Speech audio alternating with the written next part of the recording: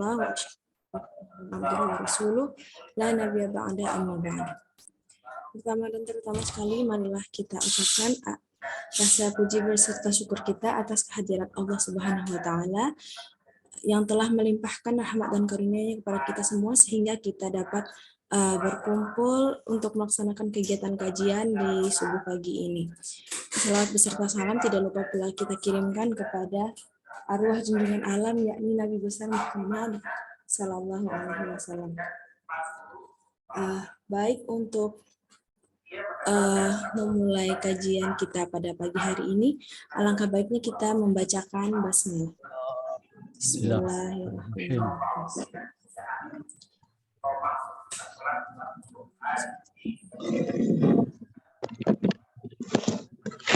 Selanjutnya,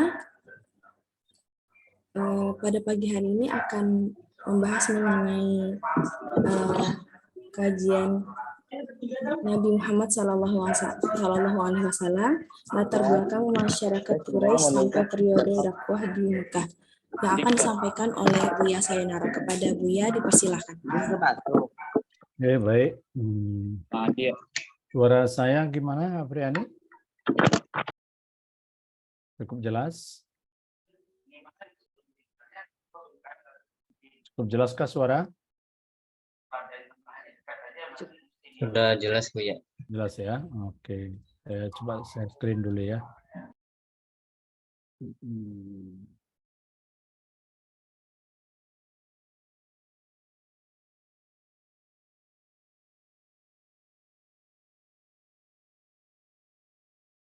Kelihatan ya? Teman-teman terlihat? Terlihat. Sudah, Bu ya, sudah terlihat. Oke.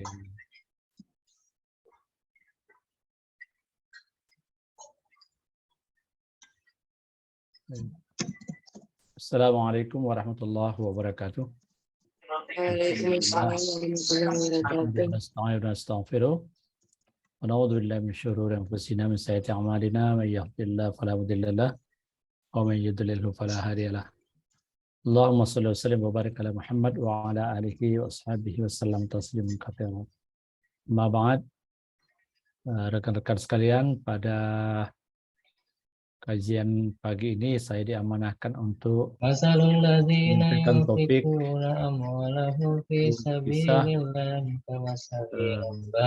tarikh Nabi Muhammad SAW dalam 3 kali pertemuan, untuk pertemuan yang hari ini kita bahas tentang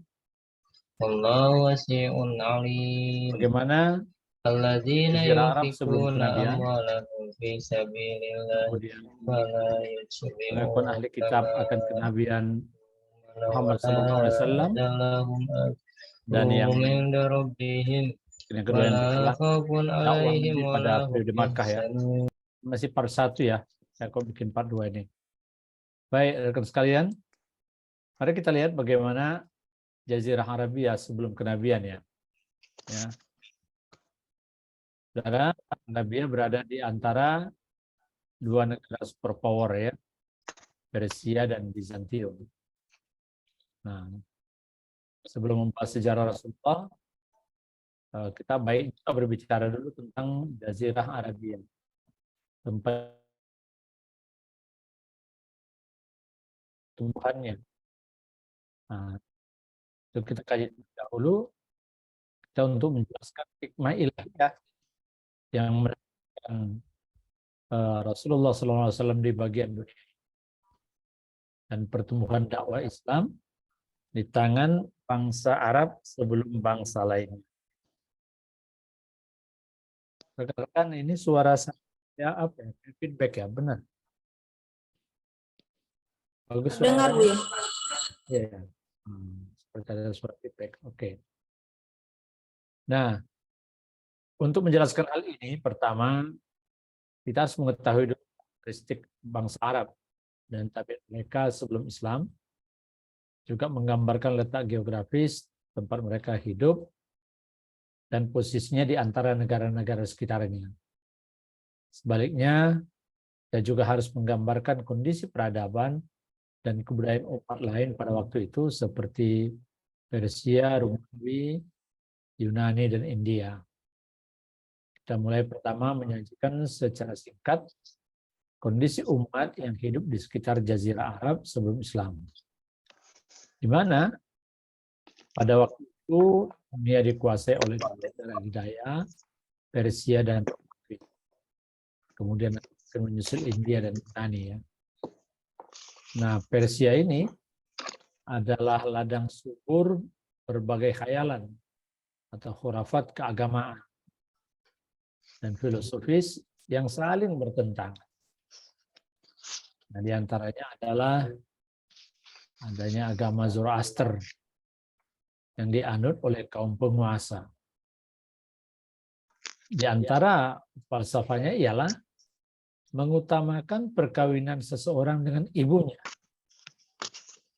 anak perempuannya, atau saudara perempuannya. Sehingga Yazdasir II yang memerintah pada pertengahan abad ke-5 Masehi mengawini anak perempuan. Nah, di Persia juga terdapat ajaran Mazdahyang yang menurut Imam Syahrustani didasarkan pada filsafat lain, yaitu menghalalkan wanita, membolehkan harta, dan menjadikan manusia sebagai serikat, seperti perserikatan mereka dalam masalah air, api, dan rumput. Jadi seolah-olah perempuan ini milik bersama ya. Ajaran ini memperoleh sambutan luas itu ya, terutama dari kaum pengumbar hawa nafsu. Lalu bagaimana posisi Romawi? Romawi telah dikuasai sepenuhnya oleh semangat kolonialisme. Negeri ini terlibat pertentangan agama antara Romawi di satu pihak dan Nasrani di lain pihak. Negara ini mengandalkan kekuatan militer dan ambisi kolonialnya dalam melakukan petualangan demi mengembangkan agama Kristen dan mempermainkannya sesuai dengan keinginan hawa nafsu yang serakah. Negara ini pada waktu yang sama, Romawi tak kalah bejatnya dengan Persia. Kehidupan nista, kebejatan moral, dan pemerasan ekonomi sudah menyebar ke seluruh penjuru negeri. Akibat melimpahnya penghasilan dan menumpuknya pajak.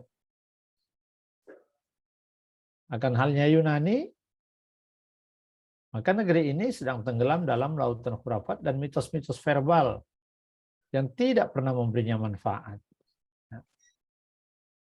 Demikian pula India, sebagaimana dikatakan oleh Ustadz Abdul Hasan An-Nadawi, telah disepakati oleh para penulis sejarahnya, bahwa negeri ini sedang berada pada puncak kebejatan dari segi agama, akhlak, ataupun sosial. Masa tersebut bermula sejak awal abad ke-6 Masehi. India bersama negara-negara tetangganya berandil dalam kemerosotan moral, kemerosotan sosial. Nah, di samping itu juga ada satu hal yang menjadi sebab utama terjadinya kemerosotan, keguncangan, dan kenestapaan pada umat-umat tersebut,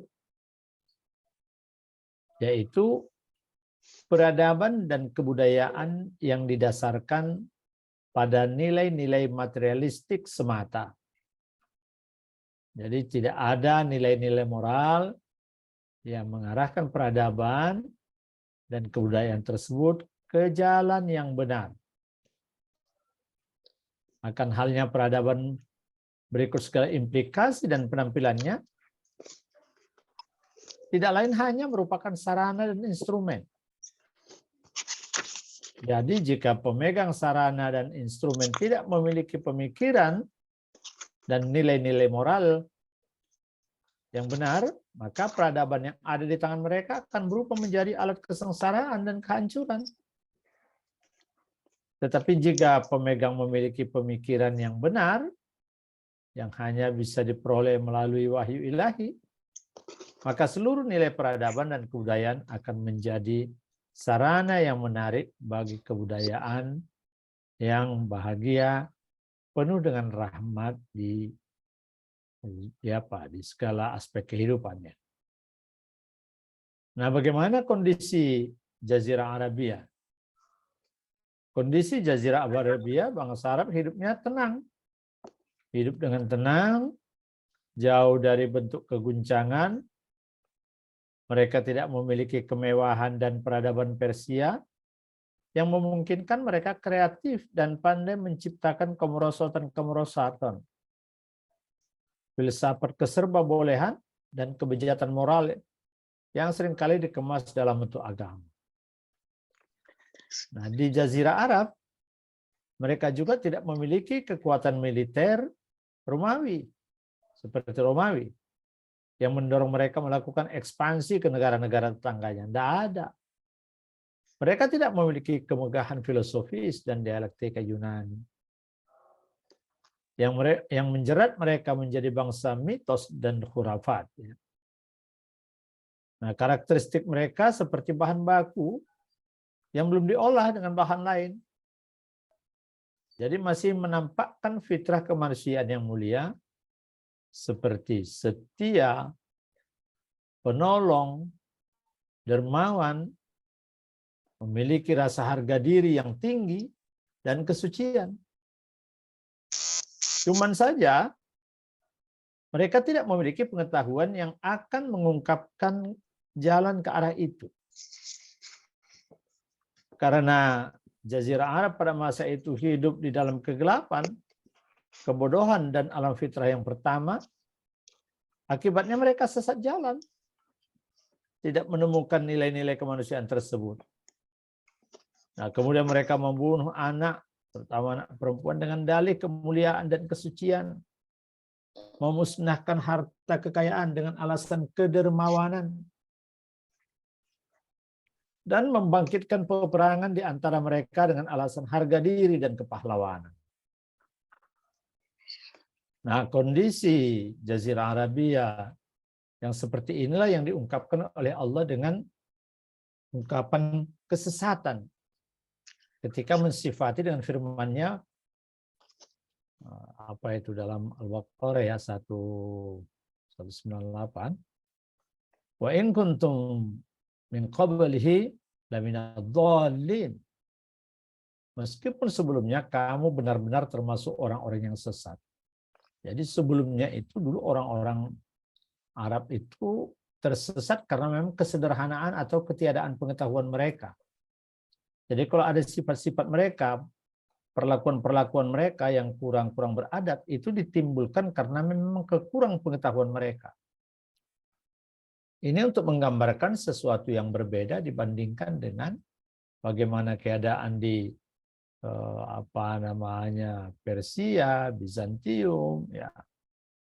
Itu negara yang sudah maju dari aspek materialnya, tetapi karena sudah maju itu maka mereka justru susah diperbaiki, ya.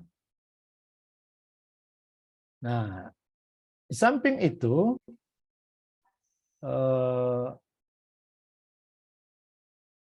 di Jazirah Arab, ya, juga secara geografis terletak di antara umat-umat yang sering dilanda pergolakan, ya. Ya.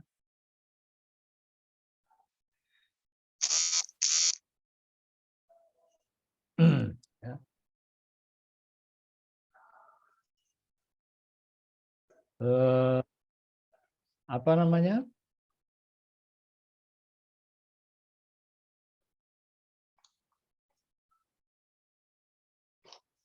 Kalau diperhatikan sekarang, maka akan diketahui kalau Jazirah Arab itu terletak di antara dua peradaban, ya. Jadi kalau kita simpulkan tadi, pertama, peradaban Barat yang materialistis, yang telah menyajikan suatu bentuk kemanusiaan yang tidak utuh. Yang kedua, peradaban spiritual penuh dengan khayal di ujung timur seperti umat-umat yang hidup di India, Cina, dan sekitarnya. Nah, kalau kita sudah ketahui kondisi bangsa Arab di Jazirah Arab ya sebelum Islam dan kondisi umat-umat lain di sekitarnya, nah, sekarang kita bisa dengan mudah menjelaskan hikmah ilahiyah yang telah berkenan menentukan Jazirah Arabia sebagai tempat kelahiran Rasulullah SAW dan kerasulannya. Dan mengapa bangsa Arab ditunjuk sebagai generasi perintis yang membawa cahaya dakwah kepada dunia menuju agama Islam. Yaitu orang yang memiliki agama batil dan peradaban palsu akan sulit diluruskan. Ya, kalau orang-orang Barat itu atau orang-orang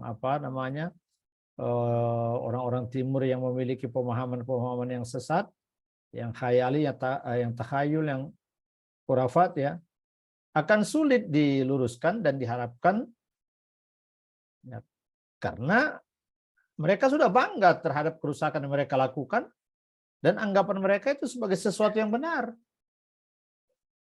Nah, sedangkan orang-orang Arab Jazirah Arabia yang masih hidup, nah, katakanlah dalam tanda kutip di masa pencarian, mereka tidak akan mengingkari kebodohannya dan tidak akan membanggakan peradaban dan kebudayaan yang belum dimilikinya.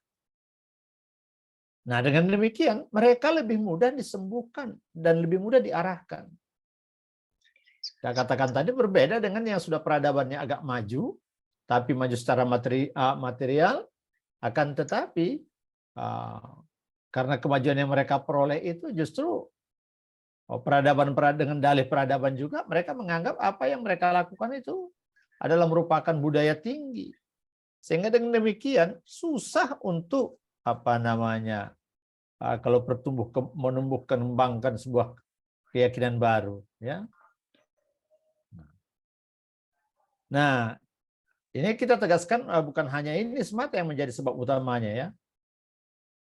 Kalau dikatakan bahwa supaya lebih mudah Islam berkembang maka di tanah Arab, ya tentu bukan ini semata yang menjadi utamanya. Karena analisis seperti ini akan berlaku bagi orang yang kemampuannya terbatas pula dan orang yang memiliki potensi terbatas. Ya. Analisis seperti tersebut di atas membedakan antara yang mudah dan yang sulit, kemudian diutamakan yang pertama dan dihindari yang kedua, karena ingin menuju jalan kemudahan dan tidak menyukai kesulitan.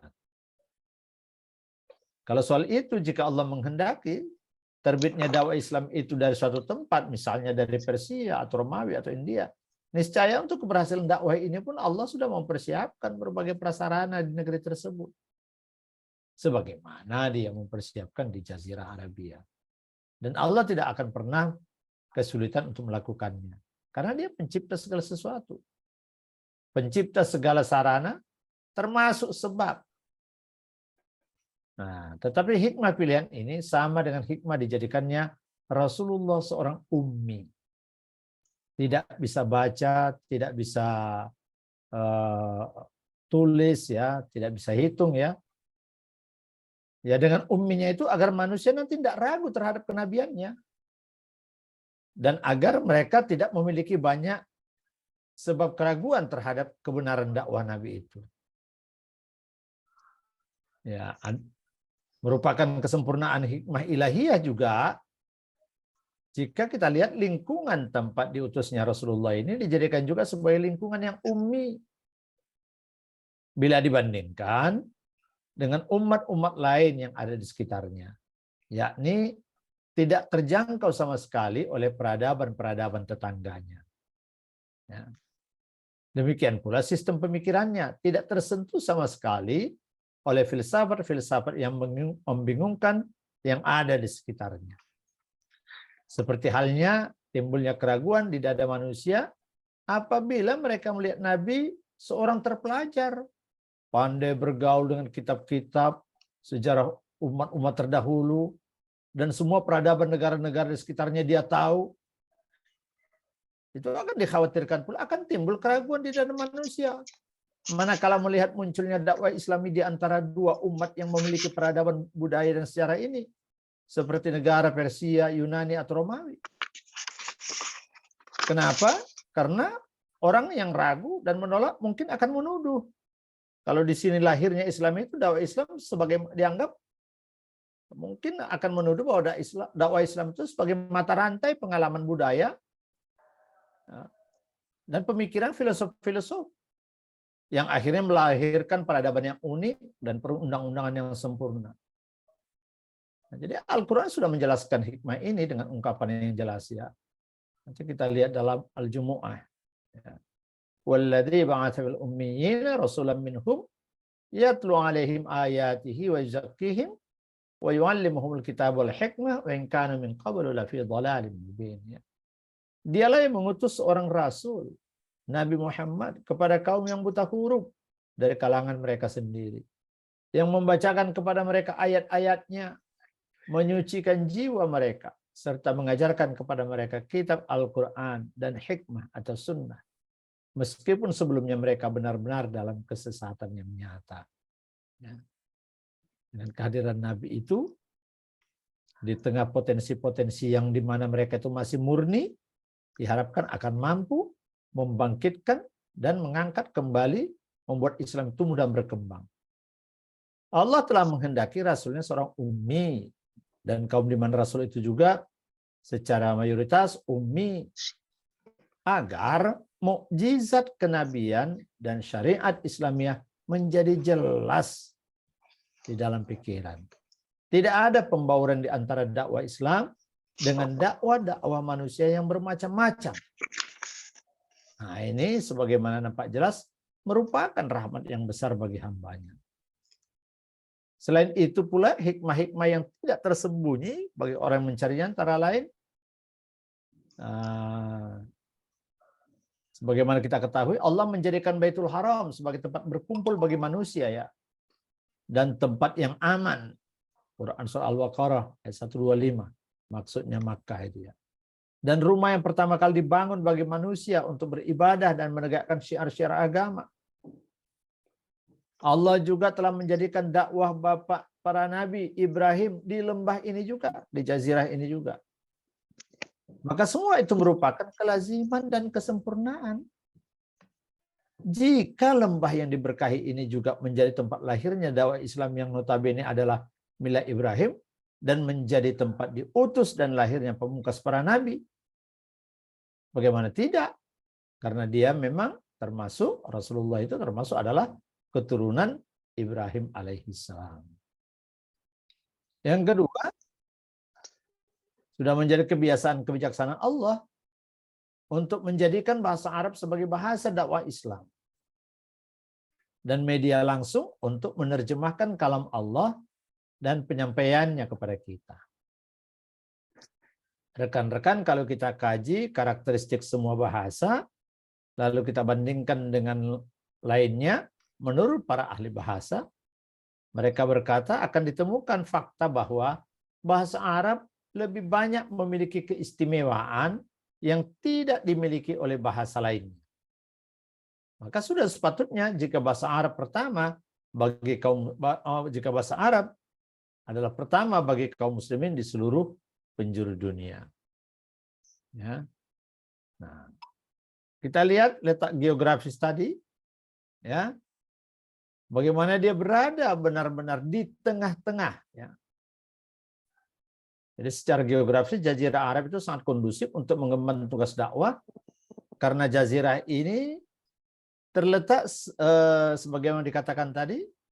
Posisi ini menjadikan penyebaran dakwah Islam nanti ke semua bangsa dan negara sekitarnya berjalan dengan lebih mudah dan lancar. Nah, bila kita perhatikan kembali sejarah dakwah Islam pada permulaan Islam dan pada masa pemerintahan para khalifah yang terpimpin, nah, kita akan menemukan akan kebenaran kemudahan berkembangnya Islam ini ya. Nah, kalau di tengah-tengah, ya, kalau Anda ingin menyampaikan pesan ke seluruh penjuru dunia, ya Anda mesti berdiri harus di tengah. Nah, ya, jadi benar-benar di tengah supaya nanti dakwanya sampai ke seluruh penjuru. Ya. Nah, aduh ini saya malah tidak lihat ya apa ini.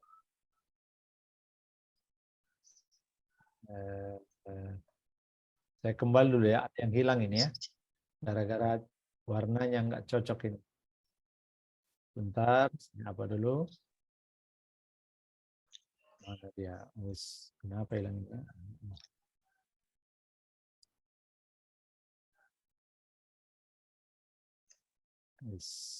Ya.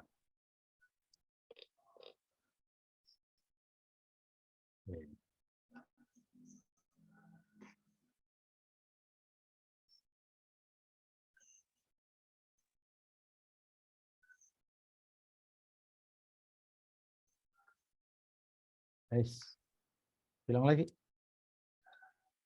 Kok hilang lagi? Maaf sebentar ini.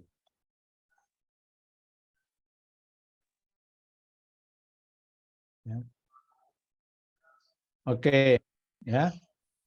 Jadi kalau di gambar satu lagi kita lihat dia persis di tengah-tengah ya. Ini bisa dilihat yang apa ini? Antara benua Amerika dengan benua Australia, ya. Asia dan Amerika, ya, dia berada. Ka'bah itu di sini, tengah-tengah ini. Ya. Al-Quran menyebut, wa kadzalika ja'alnakum ummatan wasata litakunu 'alan nasi litakunu apa ini ya?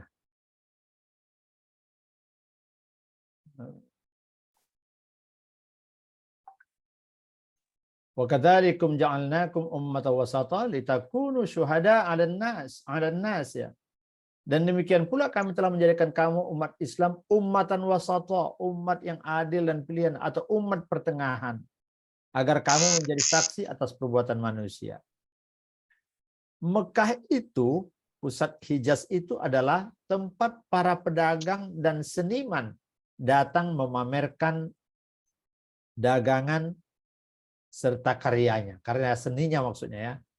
Jadi Mekah itu pusat pedagang yang sangat berpikir materialis, tetapi juga pusat kumpulan seniman yang memaparkan karya-karya sastranya. Jadi perpaduan orang yang kekuatan fikir dengan kekuatan kalbunya, hatinya di sini menyatu ya. Di tempat ini juga bertemu kafilah utara dengan kafilah selatan, kafilah timur dengan kafilah barat. Penduduk Makkah juga melakukan perjalanan musim dingin dan musim panas. Ya. Jadi lagi-lagi ini menunjukkan nilai strategis daripada posisi Makkah itu. Ya. Nah, sekarang kita masuk kepada nasab, kelahiran dan penyusuan Nabi. Ya. Nabi Muhammad SAW dilahirkan pada hari Senin malam 12 Rabiul Awal dalam keadaan yatim. Bapaknya Abdullah meninggal ketika ibunya mengandungnya 2 bulan. Lalu ia diasuh oleh kakeknya Abdul Muthalib dan disusukannya sebagaimana tradisi Arab pada waktu itu kepada seorang wanita dari Bani Sa'ad bin Bakar bernama Halimah binti Abu Ziyad. Ya. Para perawi sirah telah sepakat bahwa pedalaman Bani Sa'ad pada waktu itu sedang mengalami musim kemarau yang menyebabkan keringnya ladang peternakan dan pertanian. Tapi begitu Rasulullah berada di rumah Halimah, tinggal di kamarnya dan menyusu darinya, tiba-tiba menghijaulah kembali tanaman-tanaman di sekitar rumahnya. Sehingga kambing-kambing pulang dengan perut kenyang dan syarat dengan air susu. Ya. Ini salah satu bentuk kerahmatan lahirnya Rasulullah SAW. Kemudian Rasul dikembalikan pada ibunya setelah berumur genap 5 tahun. Ketika sudah berumur 6 tahun, ibunya meninggal dunia. Kemudian berada dalam asuhan kakeknya Abdul Muthalib. Nah, genap usia 8 tahun, kakeknya meninggal lagi. Lalu diasuh oleh pamannya Abu Thalib.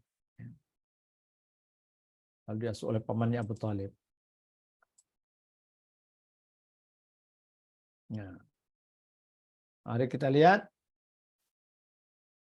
Nah, nasab Nabi Muhammad itu berasal dari nasab mulia ya. Dalam hadis yang diriwayatkan oleh Tirmizi bahwa Nabi SAW pernah berdiri di atas mimbar kemudian bersabda, "Siapakah aku?" Para sahabat menjawab, "Engkau adalah Rasulullah. Semoga keselamatan atasmu Nabi." Dan Nabi SAW bersabda, "Aku adalah Muhammad bin Abdul Muthalib. Sesungguhnya Allah menciptakan manusia, kemudian Dia menjadikan mereka dua kelompok yang terbaik dan menjadikan aku di dalam kelompok yang terbaik. Kemudian Dia menjadikan mereka beberapa rumah dan menjadikan aku di dalam rumah yang terbaik dan paling baik jiwanya." Juga bukan suatu kebetulan jika Rasulullah SAW dilahirkan dalam keadaan yatim. Kemudian tidak lama kehilangan kakeknya juga. Sehingga pertumbuhan pertama kehidupannya jauh dari bapak dan tidak mendapatkan kasih sayang dari ibunya. Nah, demikianlah hikmah Allah menghendaki agar Rasulnya tumbuh sebagai yatim.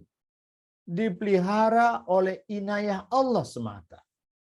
Jauh dari tangan-tangan yang memanjakan dan harta yang akan membuatnya hidup dalam kemegahan. Agar jiwanya tidak cenderung kepada kemewahan dan kedudukan. Bahkan tidak terpengaruh dengan kepemimpinan dan ketokohan orang-orang yang mengitarinya, sehingga orang-orang akan mencampur adukkan kesucian nubuwah dengan kemegahan dunia. Dan agar orang-orang tidak menuduhnya telah mendakwahkan nubuwah demi mencapai kemegahan dunia. Keturunan dan nasabnya Nabi ini kan adalah tokoh orang mulia yang diberi kepercayaan untuk menjadi penjaga Masjidil Haram. Ya. Sedemikian tinggi dan juga andaikan dididik oleh orang seperti ini, jangan-jangan itu orang menduga-duga Nabi itu macam-macam. Ya, sebenarnya dia sedang mengembangkan kembali masa lalunya, ketokohannya, kepemimpinan itu berasal dari orang-orang yang punya karismatik dan seterusnya. Sehingga kesucian nubuahnya itu dianggap bercampur dengan kemegahan dunia. Sehingga jangan-jangan dakwahnya ini juga untuk mengejar dunia juga. Dengan diwafatkannya seluruh orang-orang terdekat Nabi, itu sekali lagi untuk menunjukkan bahwa Rasulullah itu benar-benar seorang Rasul yang dididik langsung oleh Allah Subhanahu wa Ta'ala. Nah, ketika berusia 22 tahun, Rasul diajak pamannya Abu Thalib pergi ke Syam dalam suatu kafilah dagang. Nah, pada waktu kafilah, ini pengakuan ahli kitab ya, akan kenyataan Nabi ya. Yang pertama yaitu ketika dibawa Abu Thalib ke Syam, kemudian bertemu dengan pendeta bernama Bahira. Ia adalah seorang pendeta yang banyak mengetahui Injil dan ahli tentang masalah-masalah kenasranian. Bahira melihat Nabi SAW, lalu ia mengamati Nabi dan mengajaknya berbicara. Kemudian Bahira menoleh kepada Abu Thalib dan menanyakan kepadanya, "Apa status anak ini di sisimu?" Abu Thalib menjawab, "Anakku." Abu Thalib memanggil Nabi dipanggilan anak karena kecintaan yang mendalam. Bahira bertanya kepadanya, "Dia bukan anakmu. Tidak sepatutnya ayah anak ini masih hidup." Nah, tahu si Bahira.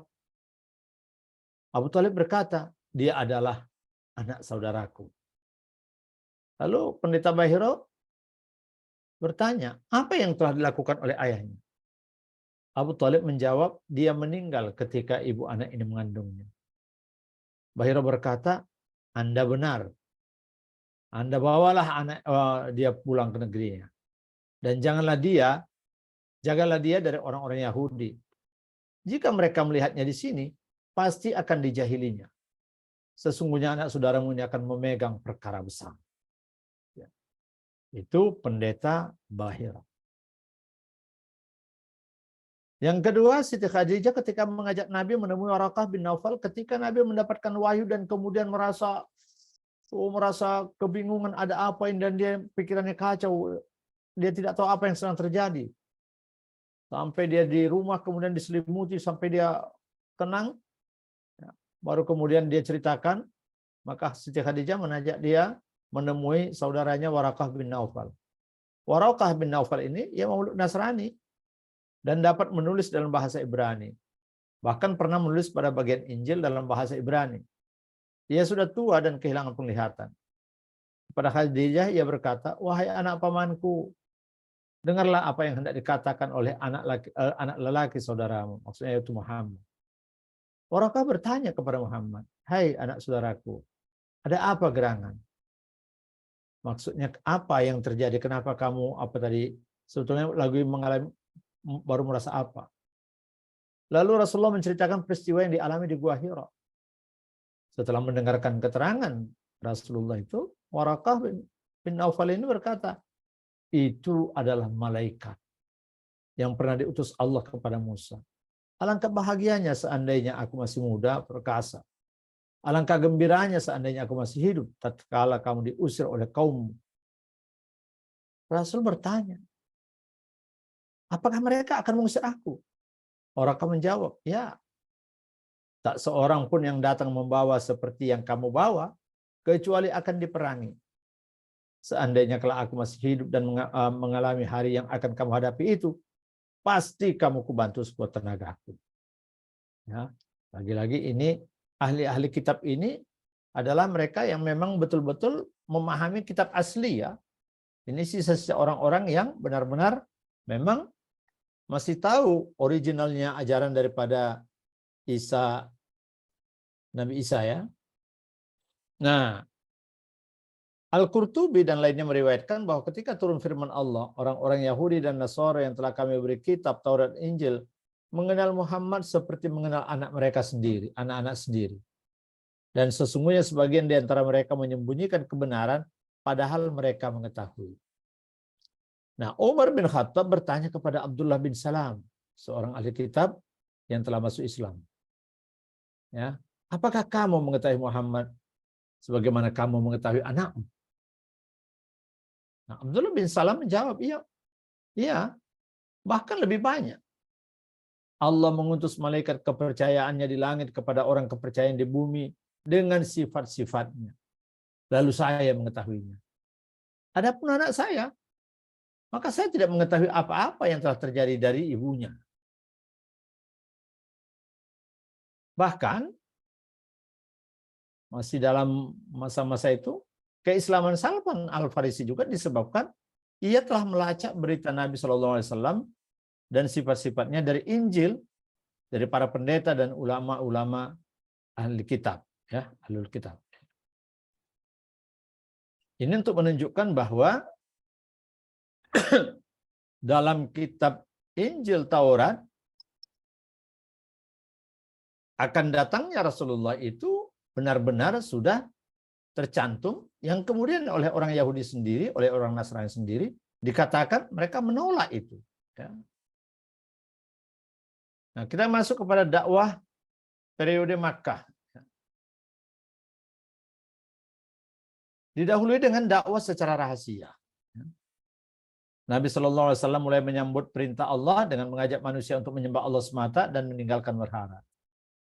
Tetapi dakwah Nabi ini dilakukan secara rahasia untuk menghindari tindakan buruk orang-orang Quraisy yang fanatik terhadap kemusyrikan dan paganismenya. Ya. Nabi sengaja tidak menampakkan dakwah di majelis-majelis umum orang-orang Quraisy dan tidak melakukan dakwah kecuali hanya kepada orang yang memiliki hubungan kerabat atau kenal baik sebelumnya. Orang-orang yang pertama kali masuk dalam Islam ialah Khadijah binti Khuwailid, Ali bin Abi Thalib, Zaid bin Harithah, mantan budak Rasulullah dan anak angkatnya, Abu Bakar bin Abi Quhafah, Utsman bin Affan, Zubair bin Awam, Abdurrahman bin Auf, Sa'ad bin Abi Waqqas, dan lainnya. Nah, sahabat-sahabat ini suka bertemu secara rahasia dengan Nabi. Jadi apabila salah seorang di antara mereka ingin melaksanakan salah satu ibadah, ia pergi ke lorong-lorong Makkah secara bersembunyi supaya tidak terlihat oleh orang-orang Quraisy. Ketika orang-orang yang menganut Islam lebih dari 30 laki-laki dan wanita, maka Rasulullah memilih rumah salah seorang dari mereka, yaitu rumah Arqam bin Abil Arqam, sebagai tempat pertama untuk mengadakan pembinaan dan pengajaran. Itu makanya kalau kita bikin pelatihan namanya Baitul Arqam ya, rumah Arqam maksudnya ya. Baitul Arqam itu ya rumah Arqam, tempat Nabi menggodok iman para sahabat ya bagi mereka yang mula-mula masuk Islam itu ya. Nah, dakwah pada tahap ini menghasilkan sekitar 40 lelaki dan wanita yang sudah menganut Islam. Kebanyakan mereka adalah orang-orang fakir, kaum budak, dan orang-orang Quraisy yang tidak memiliki kedudukan. Ya. Mengapa berdakwah dengan rahasia atau sembunyi-sembunyi? Saudaraku, berdakwah itu perlu perencanaan yang matang. Itu yang pokok. Tidak diragukan lagi bahwa kerahasiaan dakwah Nabi Sallallahu Alaihi Wasallam selama bertahun-tahun pertama ini, selama tahun-tahun pertama ini bukan karena kekhawatiran Nabi terhadap dirinya. Sebab ketika beliau dibebani dakwah dan diturunkannya kepadanya firman Allah, hai orang-orang yang berselimut, ya ayyuhal mudaththir, qum fa'anzir, bangunlah, berikan peringatan. Beliau sudah sadar bahwa dirinya adalah utusan Allah kepada manusia. Karena itu, beliau yakin bahwa Allah yang mengutus dan membebaninya dengan tugas dakwah itu mampu melindungi dan menjaganya dari gangguan manusia. Tetapi kalau Allah memerintahkan agar melakukan dakwah secara terang-terangan sejak hari pertama, niscaya Rasulullah SAW tidak akan mengulurnya sedetik pun, sekalipun harus menghadapi risiko kematian. Nah, tetapi Allah memberikan ilham kepadanya. Dan ilham kepada Nabi SAW adalah semacam wahyu kepadanya. Agar memulai dakwah pada tahapan awal dengan rahasia dan sembunyi. Dan agar tidak menyampaikan kecuali kepada orang-orang yang telah diyakini dan menerimanya. Saudara sekalian, ini dimaksudkan sebagai pelajaran ya. Dan bimbingan bagi dai kalau mau berdakwah, ya, dai berdakwah itu perlu perencanaan yang matang dan mempersiapkan sarana-sarana yang diperlukan untuk mencapai sasaran dan tujuan dakwah. Tetapi hal ini tidak boleh juga mengurangi rasa tawakal kita kepada Allah dan tidak boleh juga dianggap sebagai faktor yang paling menentukan.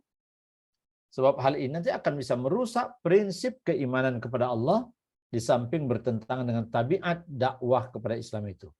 Ya. Nah, dari sini dapat kita ketahui bahwa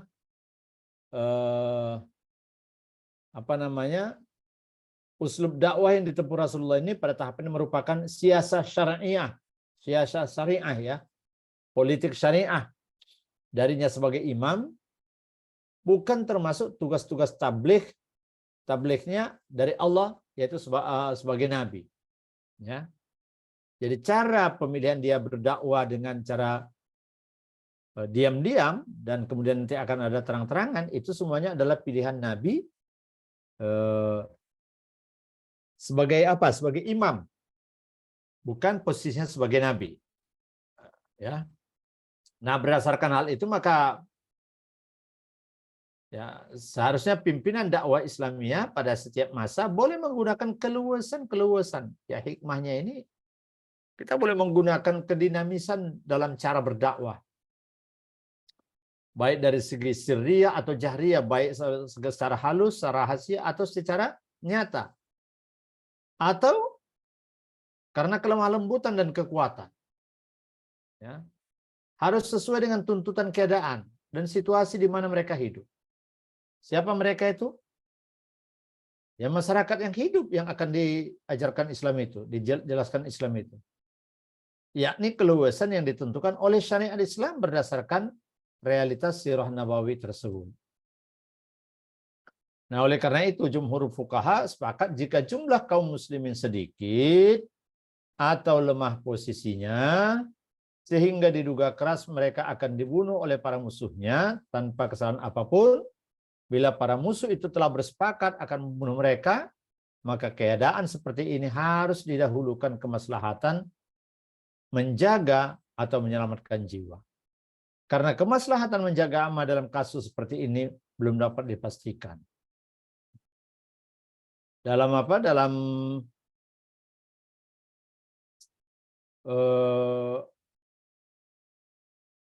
ketika memilih dengan apa nama cara rahasia ini, apabila tidak terjadi kerugian, maka wajib mengalah, ya.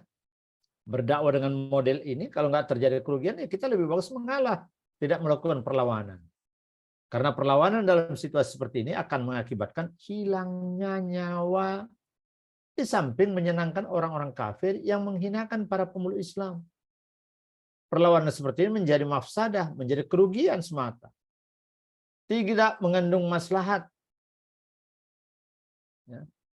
Tidak memberikan kemaslahatan. Oke. Yang kedua, mengapa dakwah sembunyi-sembunyi? Ya, hikmah dari orang-orang pertama yang masuk Islam. Sirah menjelaskan bahwa orang-orang yang masuk Islam pada tahapan ini kebanyakan mereka terdiri dari orang-orang fakir. Orang-orang fakir, orang-orang yang lemah, dan kaum budak. Apa hikmah dari kenyataan ini? Apa rahasia tegaknya daulah Islamiyah di atas pilar-pilar yang terbentuk dari orang-orang miskin, orang-orang yang lemah? Seperti mereka ini. Teman-teman, jawabnya bahwa fenomena ini merupakan hasil alamiah dari dakwah para nabi pada awal-awal dulu pun. Coba kita perhatikan bagaimana kaum Nuh mengejeknya. Karena orang-orang yang mengikuti hanyalah orang-orang yang kecil dari mereka. Ya. Kami tidak melihat kamu, melainkan sebagai seorang manusia biasa seperti kami saja. Dan kami tidak melihat orang-orang yang mengikuti kamu, melainkan orang-orang yang hina-dina di antara kami. Begitu kata mereka itu dalam Quran surat Hud. Tidakkah kita perhatikan bagaimana kelompok elit kaum Samud menolak Nabi Saleh? Dan hanya orang-orang yang tertindas di antara mereka yang mau beriman kepadanya. Hingga Allah mengatakan tentang mereka dalam firman-Nya, pemuka-pemuka yang menyombongkan diri di antara kaumnya berkata kepada orang-orang yang dianggap lemah yang telah beriman di antara mereka, tahukah kamu bahwa Saleh diutus menjadi rasul oleh Tuhannya? Mereka menjawab, sesungguhnya kami beriman kepada wahyu yang Saleh diutus untuk menyampaikannya. Orang-orang yang menyombongkan diri berkata, sesungguhnya kami adalah orang yang tidak percaya kepada apa yang kamu imani itu. Nanti perhatikan Al-A'raf itu ya. Mungkin ayat 776 ya. Nah, sesungguhnya hakikat agama yang dibawa oleh semua nabi dan rasul itu ialah menolak kekuasaan dan pemerintahan manusia. Dan kembali kepada kekuasaan dan pemerintahan Allah semata. Hakikat ini terutama sekali bertentangan dengan ketuhanan orang-orang yang mengaku sebagai Tuhan.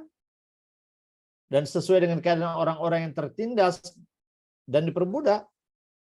Sehingga prinsip reaksi penolakan terhadap ajakan untuk berserah diri kepada Allah Subhanahu wa taala menjadi semata kepada Allah semata, terutama dari orang semata datang terutama dari orang-orang yang mengaku berdaulat tersebut. Sementara orang-orang yang tertindas menyambutnya dengan baik. Nah, sekali yang kedua, berdakwah dengan terang-terangan. Ya. Berdakwah dengan terang-terangan ini, wa anzir ashiratakal aqrabina wakhfid janahaka limanittaba'aka minal mu'minin. Dan berilah peringatan kepada kerabat-kerabatmu yang terdekat. Dan rendahkanlah dirimu terhadap orang-orang yang mengikutimu, yaitu orang-orang yang beriman. Inna anan nadhirul mubin. Dan katakanlah sesungguhnya aku adalah pemberi peringatan yang menjelaskan. Ayat 89 Quran surah Al-Hijr. Maka sampaikanlah olehmu secara terang-terangan apa-apa yang diperintahkan kepadamu dan berpalinglah dari orang-orang musyrik. Itu Al-Hijr ayat 89.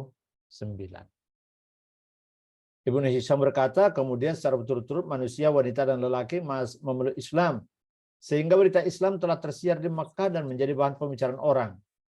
Lalu Allah mengirimkan utusannya yang menampilkan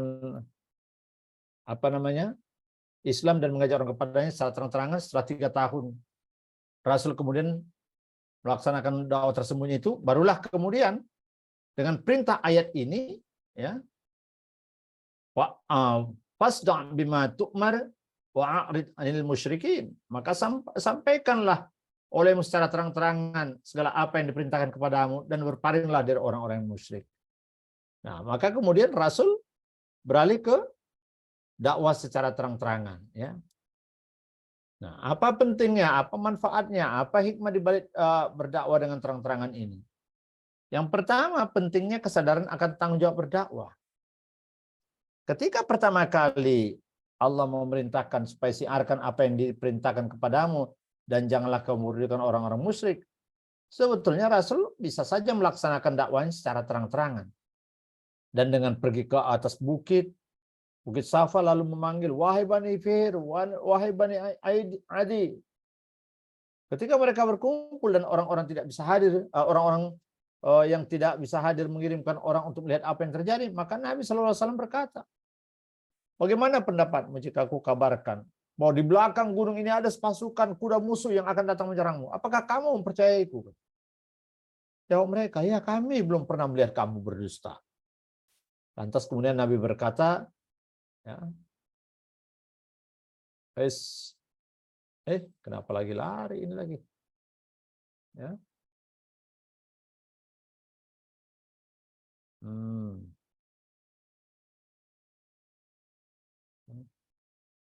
Ya.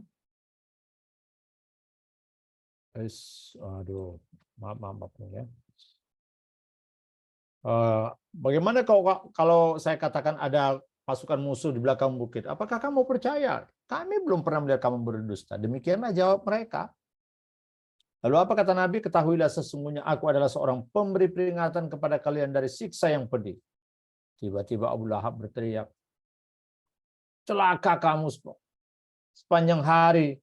Hanya untuk inikah kamu mengumpulkan kami? Lalu turunlah ayat. Apa itu? Al-Lahab. Apa itu suratnya Al-Lahab itu? Kok lupa ya? Gejolak api. Ya? Apa namanya? Apa nama suratnya itu? Coba. Artinya Buya. Nama suratnya itu. Al-Lahab itu. Api yang bergejolak, Bu, ya. Ya? Lahab artinya api yang bergejolak. Bukan arti Al-Lahabnya itu, maksudnya ada ada ayat yang membicarakan tentang perilaku Abu Lahab yang langsung protes ini. Al-Lahab apa nama suratnya itu loh, nama suratnya. Awalnya mungkin Bu ya, awal suratnya. Hah? Awal suratnya atau apanya Bu? Awal suratnya apa itu? Gimana? Tabat yada Abi Lahab wa tab. Tabat yada Abi Lahab wa tab. Binasalah kedua tangan Abu Lahab. Dan sesungguhnya dia akan binasa, ya. Ya. Akibat apa? Protesnya terhadap atau bantahnya terhadap Nabi itu.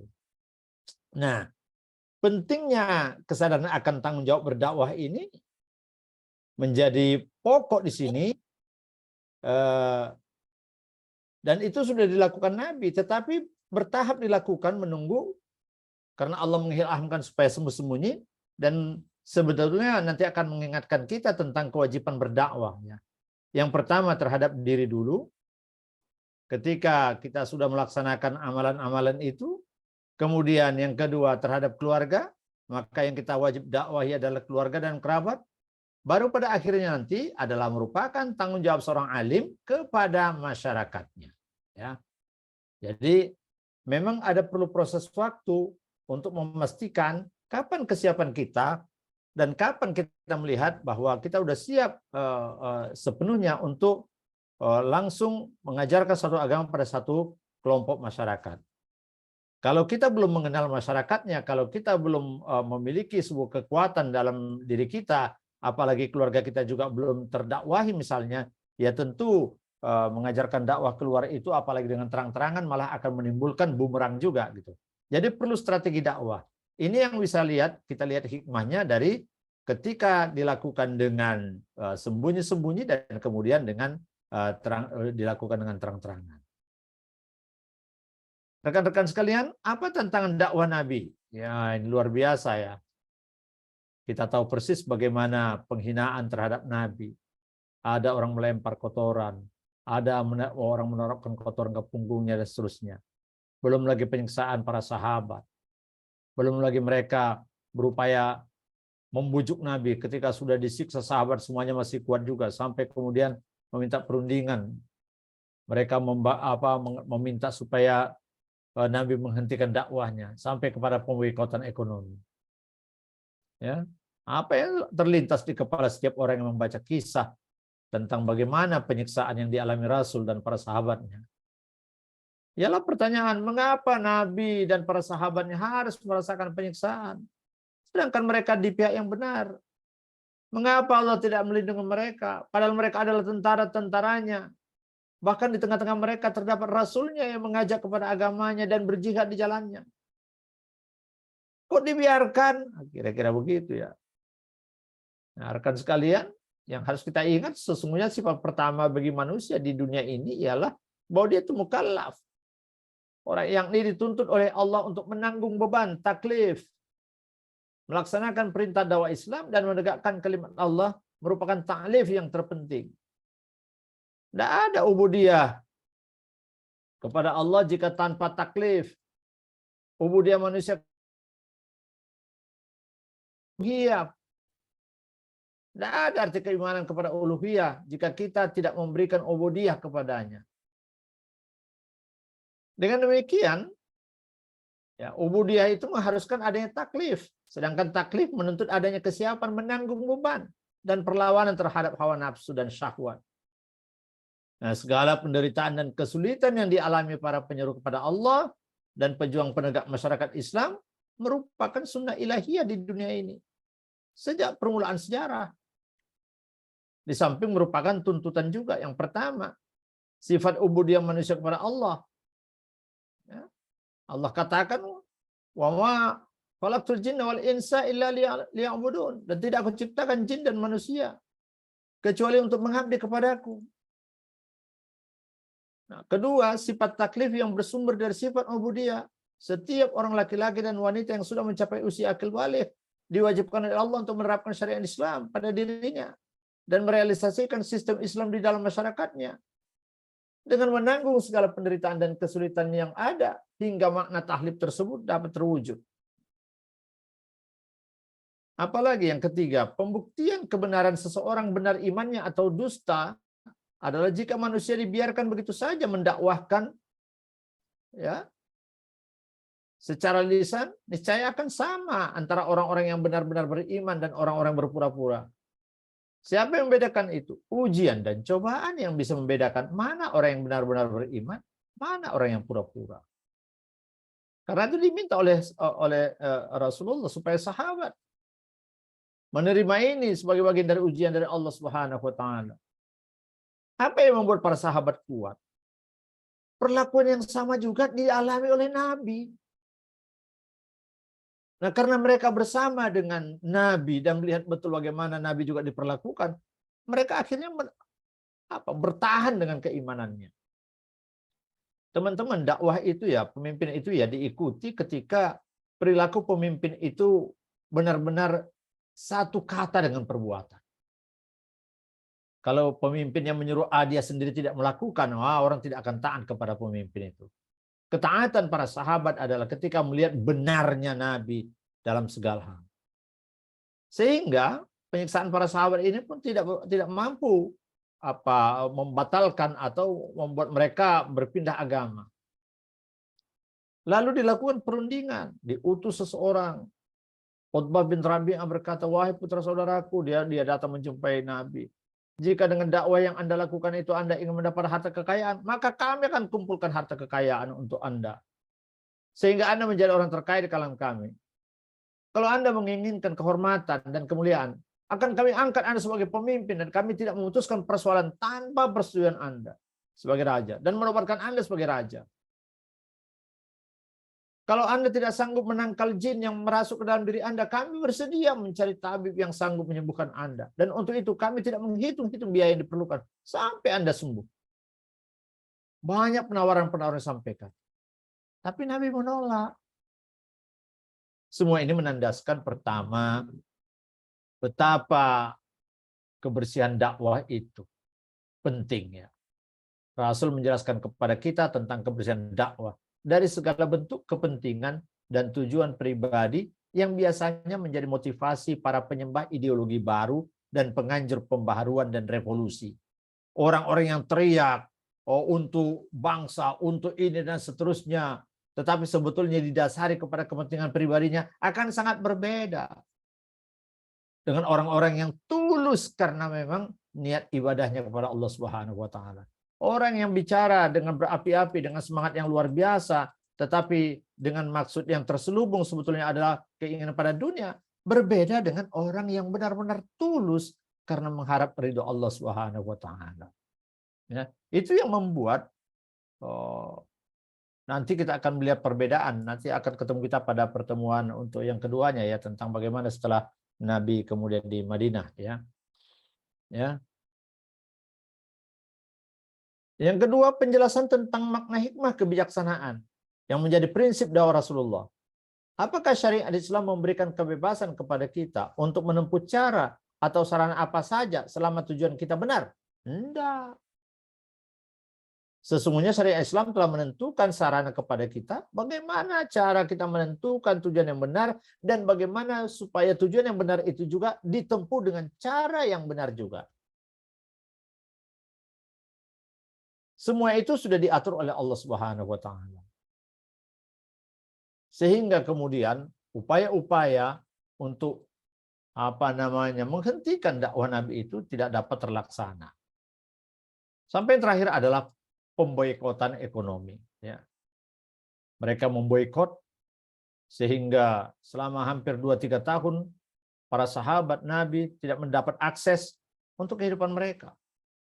Keadaan inilah yang kemudian nanti akan memaksa mereka hijrah dengan mulai mencoba mencari jalan-jalan sampai sebelum pada akhirnya nanti akan berangkat ke Madinah. Rekan-rekan, sementara sampai di sini dulu saya nyampaikan untuk materi tahap pertemuan ini.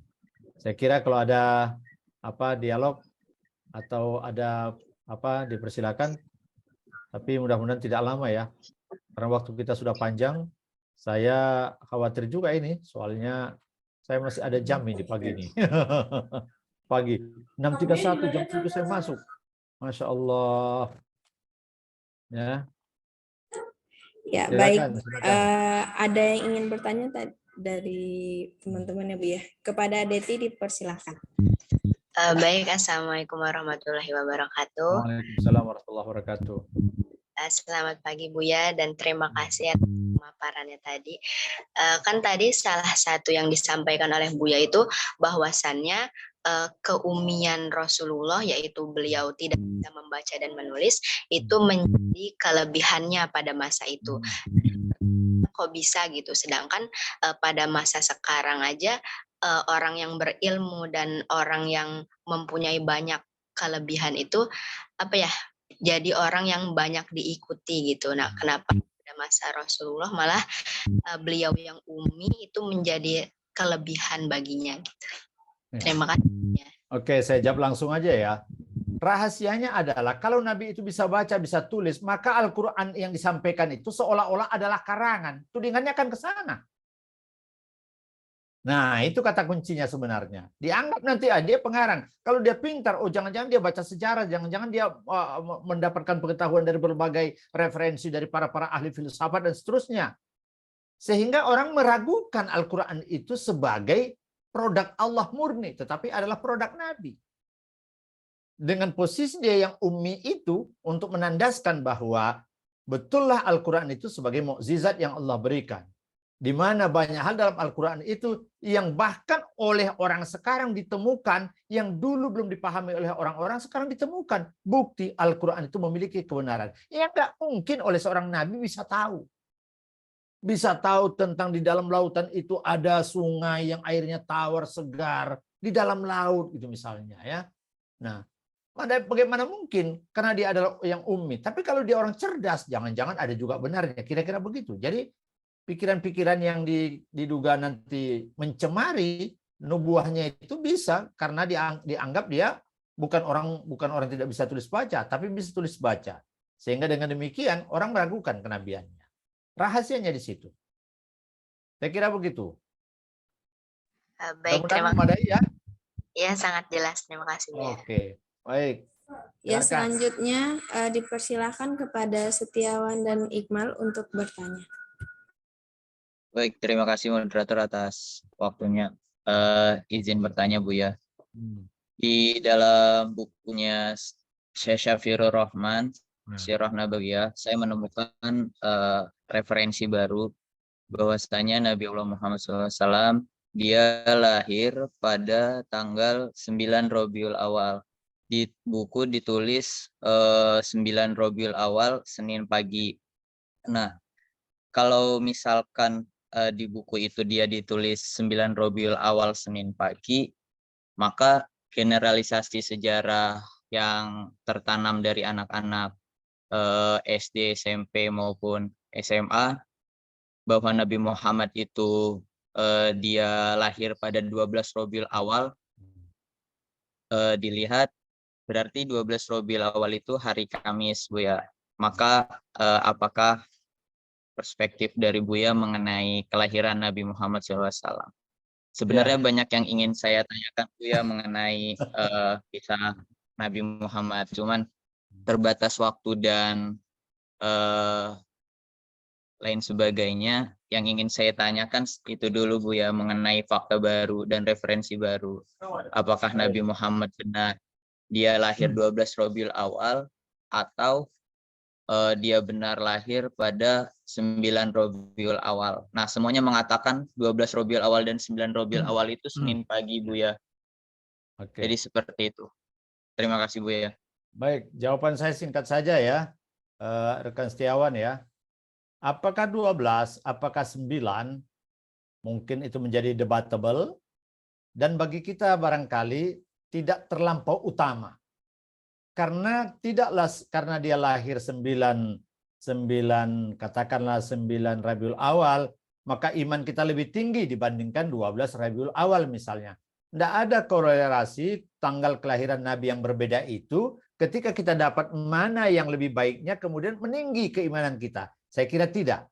Jadi cuman sebagai untuk kajian pengetahuan saya kira absah saja itu, dan kita nanti coba lihat masing-masing punya pandangan, masing-masing punya pemahaman. Saya juga coba akan nanti lihat lagi ya, mudah-mudahan tulisan dari Mubarak Furi ya, yang mengatakan 9 apa ya. Dan kalau memang punya data-data masing-masing, saya kira tidak ada masalah, dan saya kira tidak terlampau prinsipil ya, tidak terlampau prinsipil dalam konteks iman kita nambah atau tidak. Sama dengan misalnya, apakah Nabi Adam itu manusia pertama yang lahir ke muka bumi misalnya? Pertanyaan itu bagus bagi ilmuwan, tapi tidak ada hubungannya dengan keimanan kita. Kalau nggak namanya Adam tapi namanya Buyung, apa masalahnya? Atau kalau namanya Ujang, kalau misalnya apa masalahnya? Tentu itu tidak begitu penting. Tapi pesan di balik itu yang penting. Pesan di balik tentang fungsi Nabi Adam seperti apa, pesan kekhalifahan yang diemban seperti apa, demikian juga tentang kerasulan. Yaitu apakah dia 9 Rabiul Awal atau 12 Rabiul Awal, saya kira penting sih penting, tapi tidak penting dalam konteks apa itu bisa menggenjot keimanan kita gitu loh gitu. Dalam pemahaman saya. Tapi setiap perselisihan tentang penanggalan itu saya kira kita semuanya bolehlah saling melihat tadi sumber-sumbernya dan argumentasi dari sumber itu ya Bung Setiawan ya. Mudah-mudahan kita dapat lebih mana yang lebih kuat. Ya, begitu ya. Saya kira begitu ya. Oke. Baik, terima kasih Buya. Oke. Hanifah?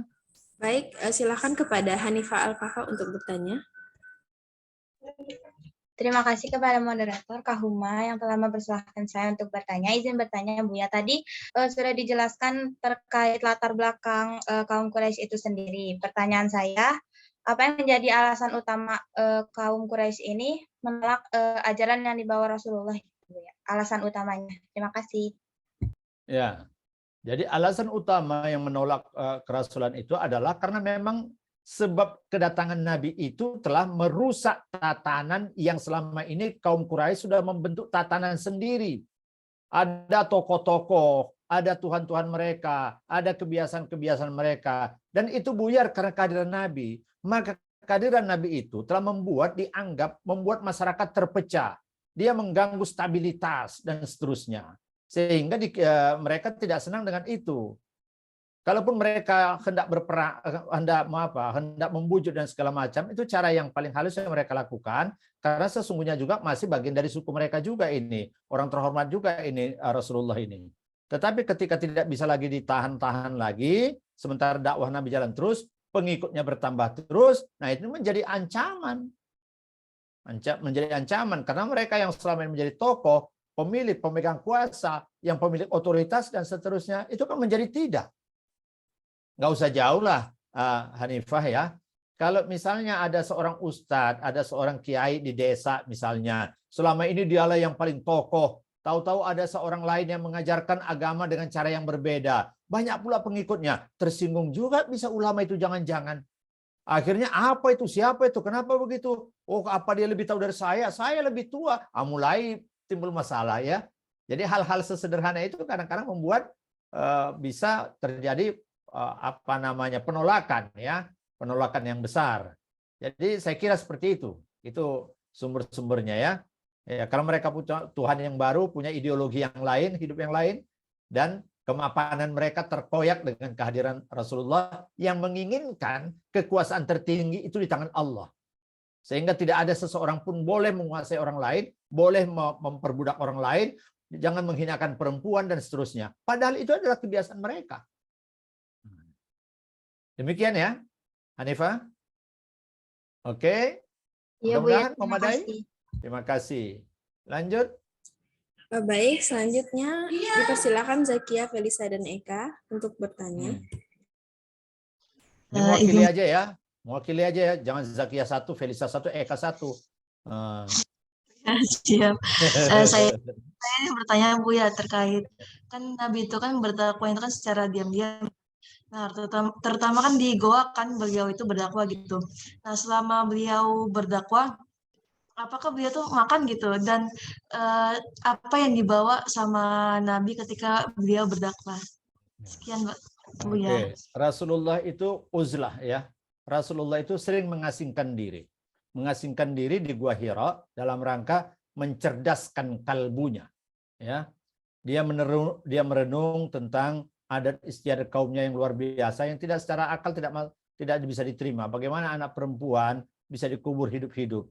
Bagaimana seorang ayah, seorang ibu bisa diwariskan kepada anaknya dan seterusnya?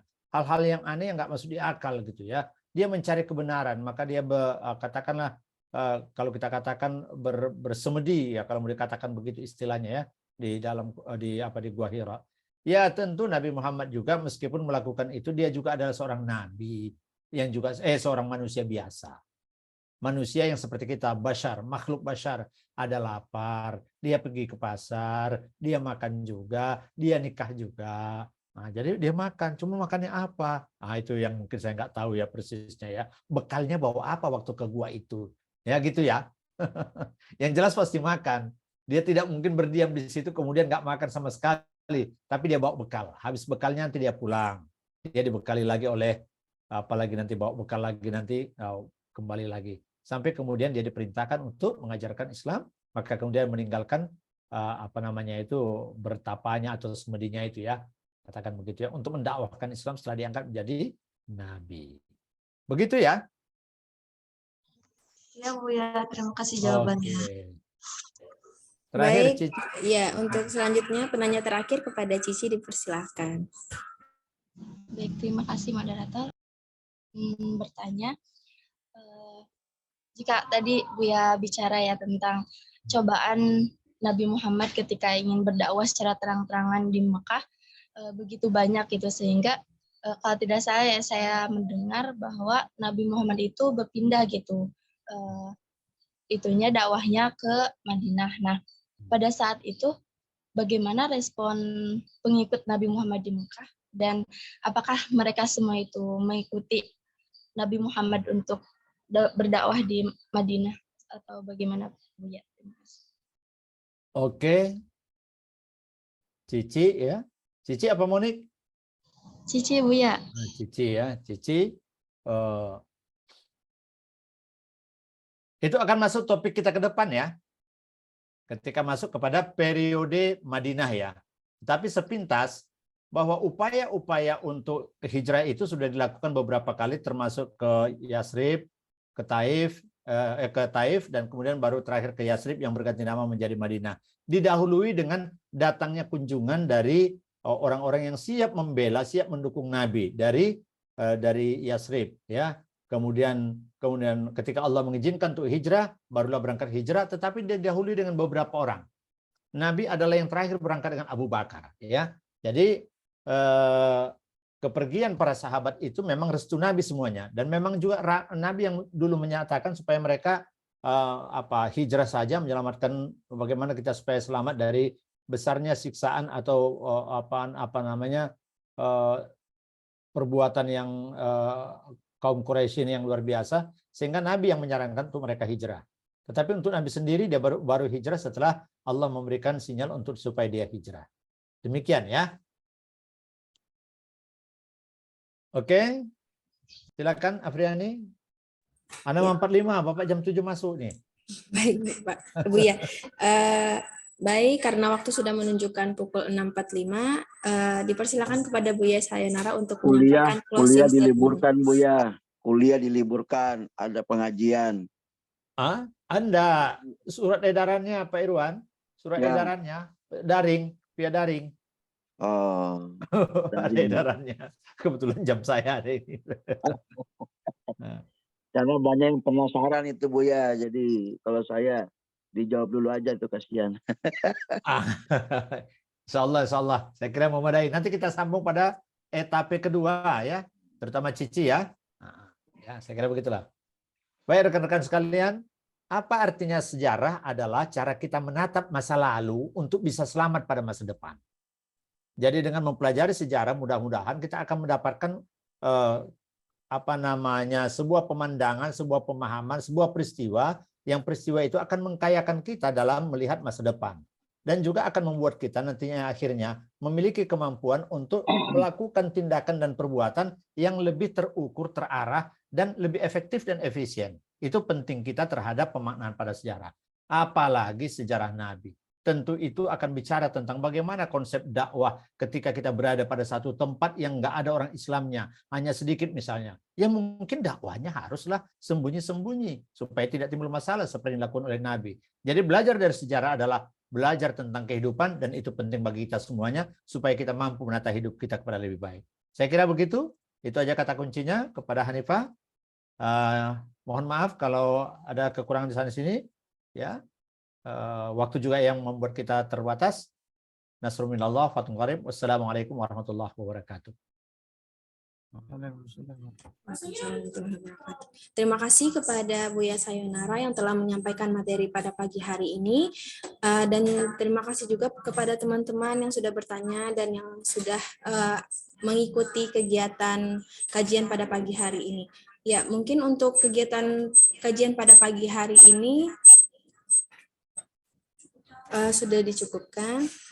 Bila ada salah dan janggalnya dari saya mohon dimaafkan. Billahi fisabilil haq, fastabiqul khairat. Wassalamualaikum warahmatullahi wabarakatuh. Waalaikumsalam. Waalaikumsalam. Ya.